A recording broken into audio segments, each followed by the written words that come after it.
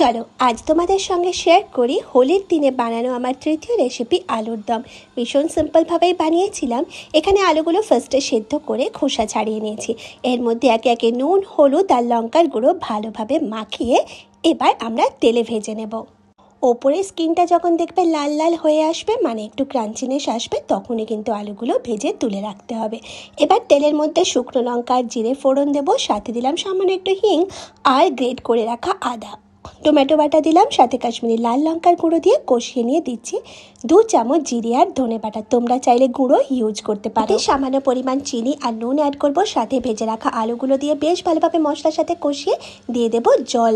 এবারে এর মধ্যে এলাচ আর দারচিনি থেতো করা আর ধনে পাতা কুচনো দিয়ে ঢাকনা লাগিয়ে রেখে দেবো। সেদ্ধ হয়ে গেলে নামিয়ে নেবার আগে ধনে পাতা কুচনো ছড়াবো।